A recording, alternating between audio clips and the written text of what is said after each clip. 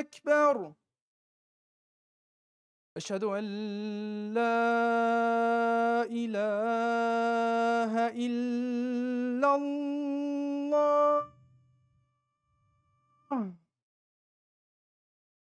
أشهد أن لا إله إلا الله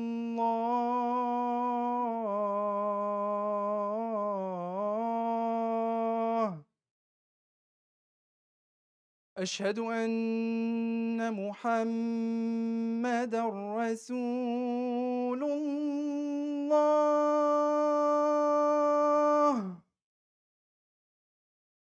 أشهد أن محمدا رسول الله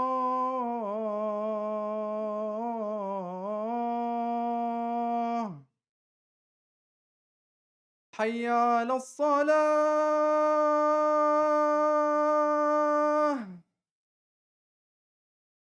حي على الصلاة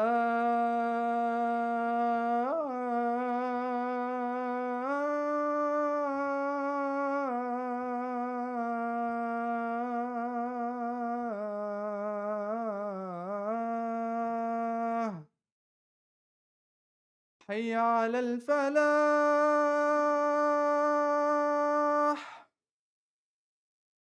حي على الفلاح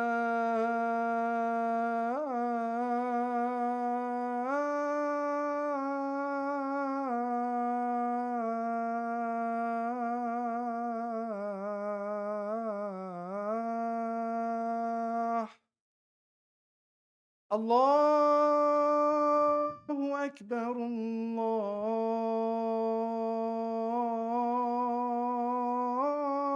الله أكبر لا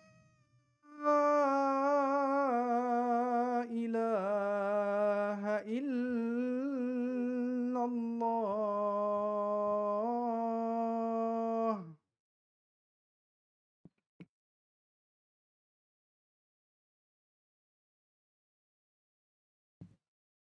الحمد لله ثم الحمد لله الحمد لله نحمده ونستعينه ونستهديه ونستغفره ونستنصره ونعوذ بالله من شرور أنفسنا ومن سيئات أعمالنا من يهد الله فلا مضل له ومن يضلل فلن تجد له وليا مرشدا وأشهد أن لا إله إلا الله وحده لا شريك له إلها واحدا أحدا صمدا لم يتخذ صاحبة ولا ولدا ولم يكن له كفوا أحد وأشهد أن نبينا وعظيمنا محمدا عبد الله ورسوله وصفيه من خلقه وحبيبه اللهم صل وسلم وبارك على نبينا محمد وعلى آله وصحبه أجمعين وبعد. يقول جل جلاله في محكم التنزيل: يسألونك عن الأنفال قل الأنفال لله والرسول فاتقوا الله وأصلحوا ذات بينكم وأطيعوا الله ورسوله إن كنتم مؤمنين. As the barbarous attacks resume again after the short ceasefire that we experienced over the last week, I think we're being put to the test here when it comes to longevity. Something I talked about over the last number of weeks. In order for advocacy to have any value to it, it has to be something that is being prepared for the long haul.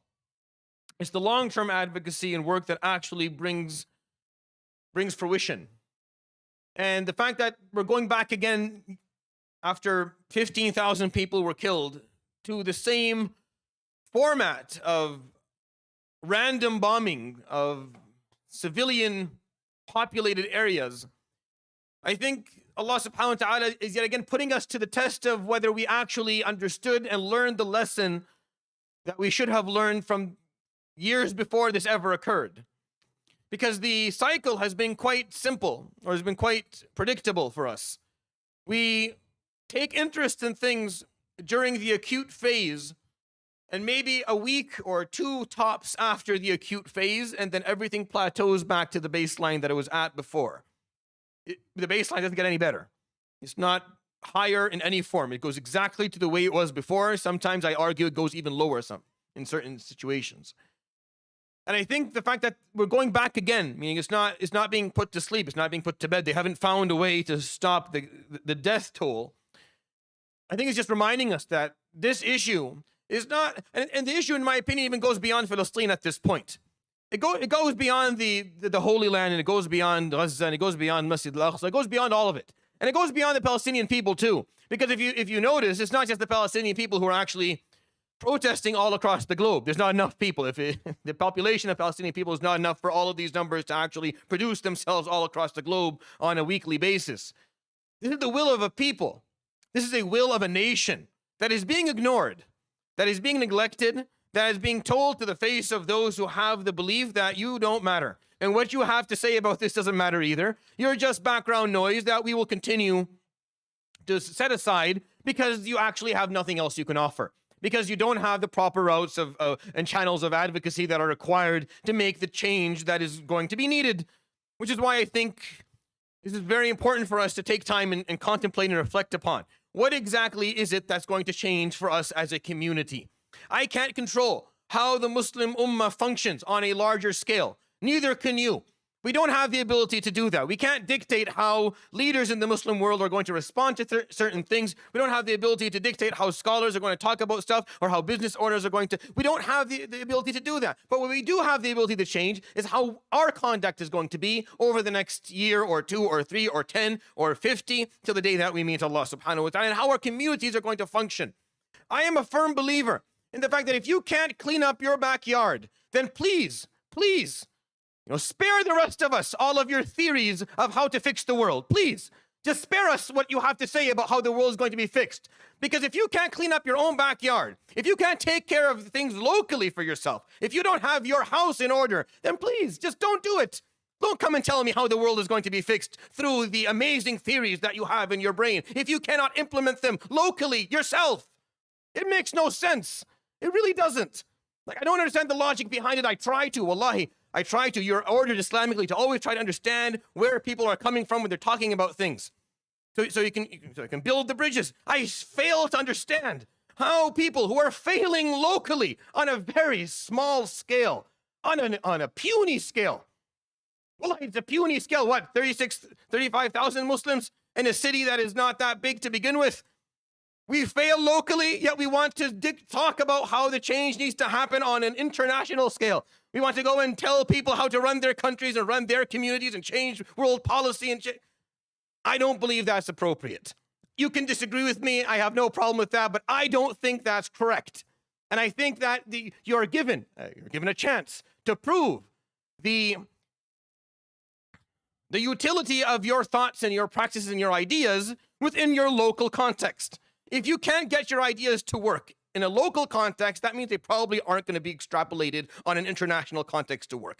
If the Prophet ﷺ and the Sahaba with him failed to build a community that had the proper structure to it, then no one would have accepted Islam. If they failed, if they couldn't run their own society appropriately, if the Medina was not a good example, there would have been no Islam. The reason Islam spread is because he was able, ﷺ, in a small area to prove that his thoughts, that his ideology, that what he brought to the world, his message worked. You could implement it and it would work.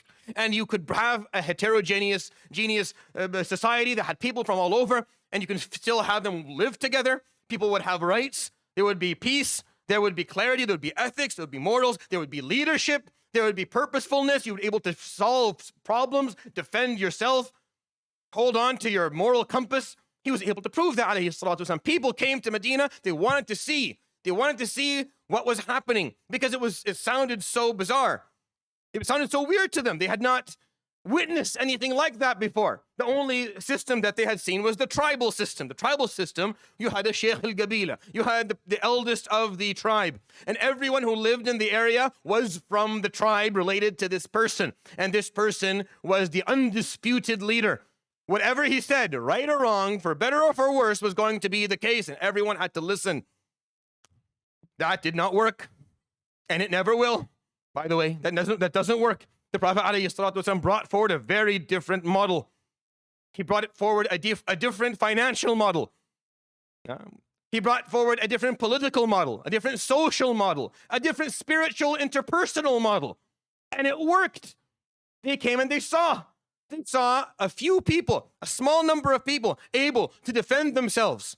They had the commitment and the clarity. They had the love and the closeness. They were able to live in each other's homes even though they were not from the same background. They weren't family. But something else brought them together. They were able to put their wealth. They were able to put their wealth even when they needed it for the purpose or for the benefit of the group. That is something that people didn't think was possible because human greed and human selfishness is too powerful. These are powerful, powerful driving motives. They're extremely, extremely powerful. Human greed, ya Latif. Human greed and human... These diseases of the heart are what kind of manifest in the way that we see the world function today. But to actually find a society where these are being put to sleep or being put aside, and a certain degree of selflessness, of love, of dedication, of philanthropy actually occurring within a society of sacrifice is something that people would come to Medina just to a witness. They didn't necessarily come to accept Islam. They wanted to see. Is it true?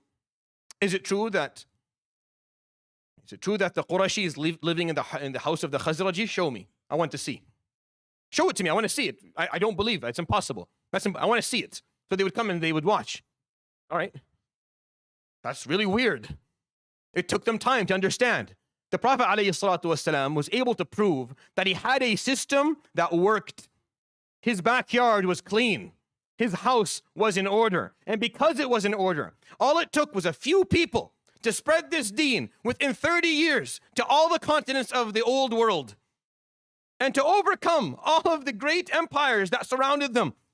At the time, it was ludicrous to even talk about it. To even talk about it was insane. Kisra? What are you talking about, Siwarai Kisra or Kunuz Kisra? The Prophet ﷺ would use this term. But a day will come where you will have the treasures of Kisra in front of you, and people would laugh. They would laugh under their breath because it's impossible. What are you talking about, us being able to own that? But he knew, ﷺ, how the hierarchy worked. He knew how the system was built. You started with yourself. You started locally, and then you made your way up. And anything is possible if you do that. And that's why the story of how Islam actually spread is still something that the world does not fully comprehend. It's not understandable. If you looked at the map of the world and you put a time lapse where every second was 100 years, and you started 6,000 years ago, you would see the slow movement of different dynasties kind of taking over stuff. The way Islam worked was like a splash. It's like a splash. Everything was in one, then there's a spot in Medina, because the time lapse is 100 years. Because the time lapse is 100 years, it goes from a spot to a splash on all three continents. It's like an explosion. Why? Because he made sure his house was in order. Wallahi, this is not the khutbah I was going to give today. This is not what I was standing up here to talk about. I recited Surah Al-Anfal at the beginning. I had something else to tell you.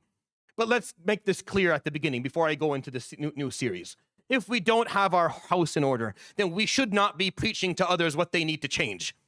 If we cannot work together on a small scale and get things functional for our youth, for our elderly, for converts, for people who are struggling with mental health or financial health or social health, or for people who are immigrants just coming in, or for whatever disadvantaged groups we have within our community, if we can't take care of them, if we can't figure out a way to make sure that our Muslim ummah, our Muslim youth, our Muslim population is being nurtured and educated and mentored and taught and taken care of, then I fail to see how we are truly committed to this cause. I don't believe the person is honest when they say, no, I stand for Palestine. You do? Show me what you're doing locally. Nothing? I don't want to say it. Nothing? Well, no. No, it doesn't work that way. It doesn't work that way. Because the question becomes, oh, what you have is so beautiful. Yes, we have the Quran is beautiful. It is, yeah. You have, who else do we have? We have Muhammad sallallahu alaihi wasallam. He's amazing. He's amazing. You've never heard of anyone like him. Really? Yes. What he taught was just mind-blowing. Really, it was. Yeah. Well, why isn't it working for you? Why isn't it working for you? Why are you bringing it for it to work for me if it doesn't work for you? Show me. If it's that beautiful, show me how it works for you. Show me your community. Show me your society. Show me your youth. Show me. Show me evidence that this is so beautiful and it's so perfect and it's so complete. If it is, may there be evidence of it. May there be evidence of it. Or it's just talk. I mean, anyone can claim something is amazing. Now, you're here, which means you still believe it is. There are a lot of people who aren't here, who don't anymore. They've lost that connection. They don't feel that anymore, unfortunately. They don't feel that that book and the one who conveyed it to us, alayhi salatu wassalam, and is actually of that degree of perfection and beauty, profoundness and depth. They don't believe, so don't come. You come here because you still do. But I'm telling you, if that book and those teachings cannot help you get your own house in order and aren't going to work locally, then I don't believe we're going to see any change for another couple of 100 years. This is as Allah subhanahu wa ta'ala told him, فَإِنَّهَا مُحَرَّمَةٌ عَلَيْهِمْ 40 سَنَةً يَتِيهُونَ فِي الْأَرْضِ. Go, get lost for 40 years. That's what he told Banu Israel initially. That's what he told them initially. Enter. No. اذهب أنت وربك فقاتلا. Go, take your Lord and go fix the problem. We'll come later. Okay, there's a mentality problem here. You seem to have misunderstood this whole story. Go get lost for 40 years. In 40 years, a new generation comes. We'll see. Maybe the next generation has a little bit more mojo to them. Maybe they have a better comprehension of it. Which is exactly what happened. Which is exactly what happened. And for us, I don't think that's the case. I really don't. I believe that we have the capability. We don't need 40 years. We don't need next generation. With the people who are here right now. It's just an issue of a decision. It's a decision. It's a conscious choice that needs to be made. I am telling you this because I've seen it happen a lot, and it happens all the time. You have to make a conscious decision in your heart, in your mind, of what your life is going to be about. When you pass away, we will all die one day. 100 years from now, no one in this room will still be on the correct side of the earth. We'll all be on the other side of it. Our lives will end eventually. It's not that far down if you think about it. It's not that far away. What was your life about? The end summary, the conclusion, the basic goal of it. What was it? What was it that, what purpose did your life serve? What were you trying to achieve with your existence? With your existence, what were you trying to achieve? That question has to be brought back to the surface, has to be talked about again with clarity, especially if you're young. Especially, it doesn't make a difference what age you are, by the way. The Prophet ﷺ, this is the question he asked when he proposed Islam to people. He was asking them that question. What do you want to live for? What is your life going to be about? That's what La ilaha illallah did. That's what it meant to them. So they changed. People in their 60s and their 70s, they changed. And they were able to make a difference with their lives. But that has to happen. Islam cannot be a secondary goal, a secondary gain. It can't be some secondary endpoint of your project. It has to be the main focus. It has to be. It has to be. And you start with yourself, and you start locally. And then spread your wings, yahi, and fly to whatever corner of the earth you want to fly and change things. Or else it's just, wallahi, it's all kalam. It's all kalam. It's just talk. It's just talk. I am tired of it. I'm tired of hearing myself speak, and I'm tired of hearing people. It's just talk. Just get up here, we talk. Then we talk more. And then things just continue to be exactly the same. We've been complaining about the same problems, wallahi, since I was 6 years old. Since I was 6, sitting in the masjid, listening to shuyukh, listening to people complain about the exact same problems. I have not, I feel like, can we not be a bit more innovative? Come up with a new problem, just for sake of excitement, just to have something new to deal with. It's the same problems, just manifesting themselves in different forms. And I think that's something that we should all take seriously and think about. أقول قولي هذا وأستغفر الله لي ولكم فاستغفروه يغفر لكم يا فوز المستغفرين استغفر الله.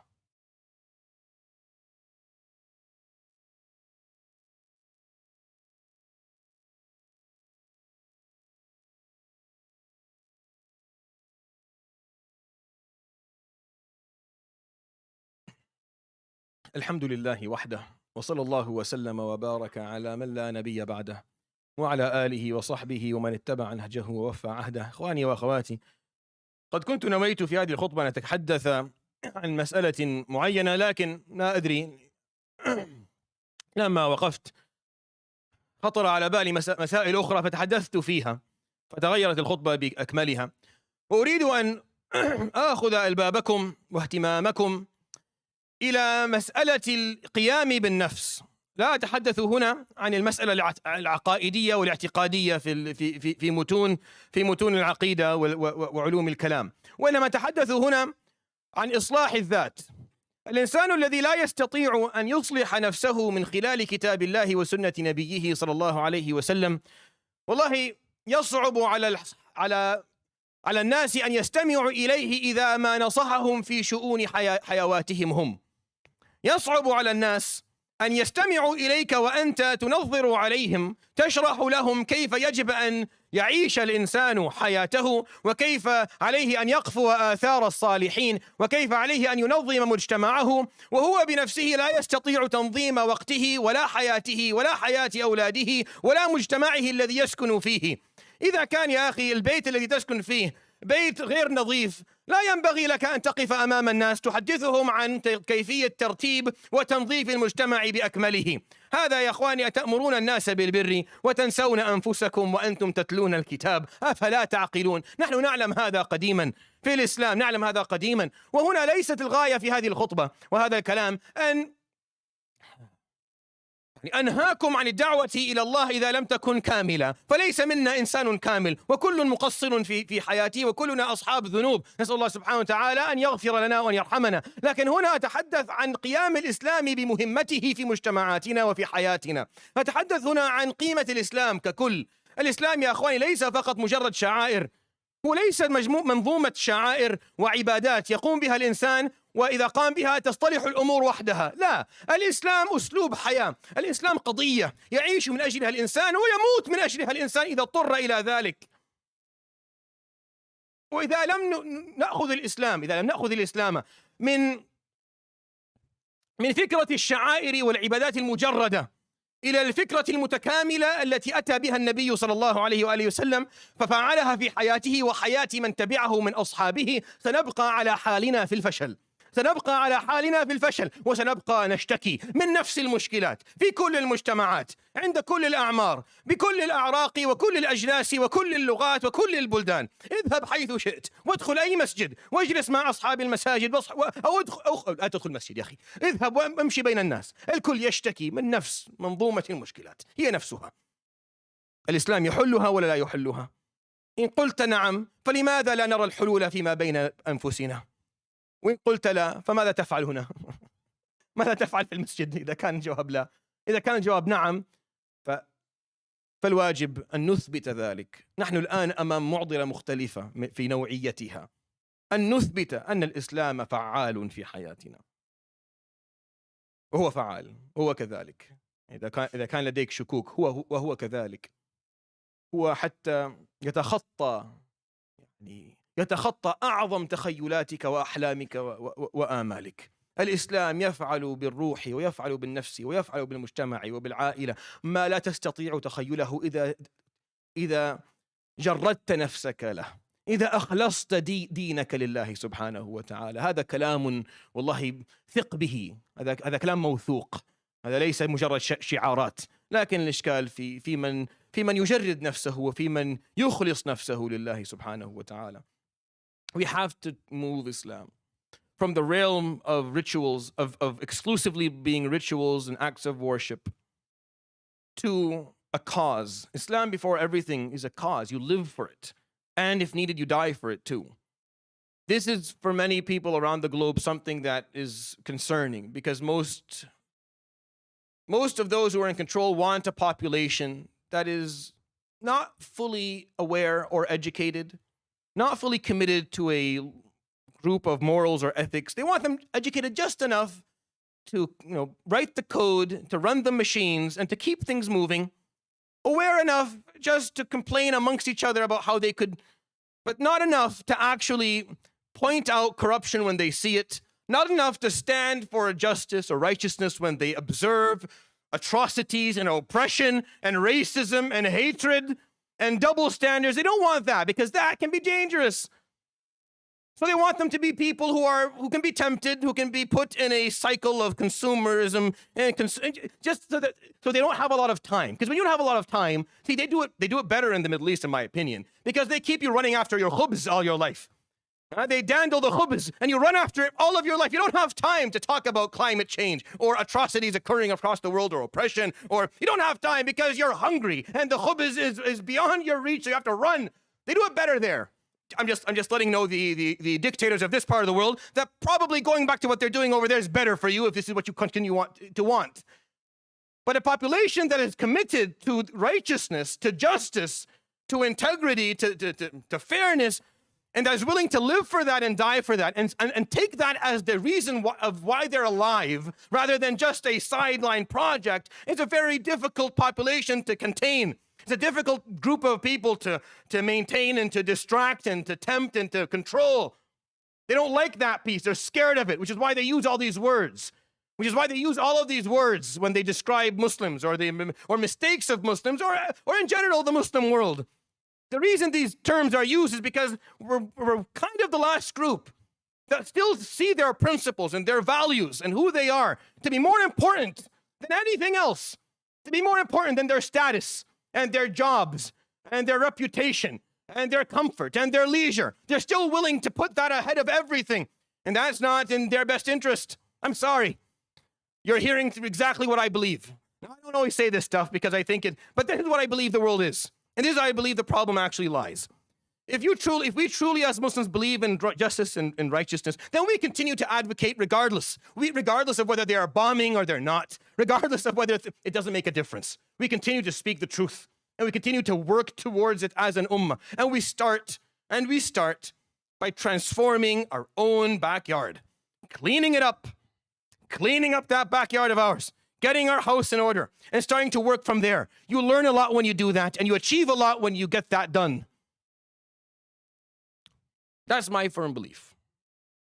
The series I want to share with you over the next couple of weeks is the laws of victory, or the laws of success. It's Surah Al-Anfal. That's what it does. The first 10 surahs of the Quran, from Al-Fatiha to At-Tawbah, they tell a story. They tell the surahs themselves in their essence, meaning in their themes, they tell a beautiful story.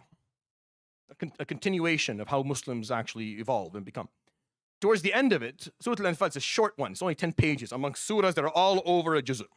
All over 20. So it's kind of, you're like, why is this here? Because it just gives laws, a couple of laws, 20 to 23 laws, depending on how you want to categorize them. If you want to be successful as a nation, here are a couple of things to avoid, a couple of things to do. I'm going to try and share them with you, not in a sequential manner of the surah, but share with you the ones that I think are really important over the next couple of weeks. Things for us to reflect. If we want to be successful, here are a few things to avoid. Here are a few things that we have to hold on to. And maybe, as a community, we can actually do something. We can make an example for ourselves and for others. And then we'll become much more effective, much more efficient. Then we can reach out and help people. When you're weak, you can't help those who are being mistreated. When you're strong, you can. And that strength must come from within, not just from within individuals, but from within communities as well. I hope that was beneficial to you.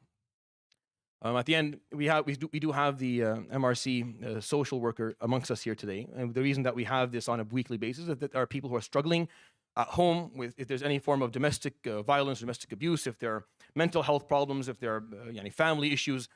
We have the sister here to help with that, and someone that you can refer to help kind of move that along, inshallah ta'ala. Brother Hamu will make some announcements regarding some of the protests and activities that are occurring this weekend. وَاعْلَمُوا أَنَّ اللَّهَ أَمَرَنَا بِأَمْرٍ عَظِيمٍ فَقَالَ إِنَّ اللَّهَ وَمَلَائِكَتَهُ يُصَلُّونَ عَلَى النَّبِيِّ يَا أَيُّهَا الَّذِينَ آمَنُوا صَلُّوا عَلَيْهِ وَسَلِّمُوا تَسْلِيمًا اللهم صل على محمد وعلى آل محمد كما صليت على إبراهيم وعلى آل إبراهيم وبارك على محمد وعلى آل محمد كما باركت على إبراهيم إبراهيم وعلى آل إبراهيم في العالمين إنك حميد مجيد. وارض اللهم عن الأربعة الخلفاء السادة الحنفاء أبي بكر وعمر وعثمان وعلي. وارض اللهم عن أزواجه أمهات المؤمنين وعن آله الطيبين الطاهرين وعن صحابته الغر الميامين وعن التابعين ومن تبعهم بإحسان إلى يوم الدين، وعنا معهم برحمتك يا أرحم الراحمين. اللهم اغفر للمسلمين والمسلمات والمؤمنين والمؤمنات الأحياء منهم والأموات. اللهم فرج هموم المهمومين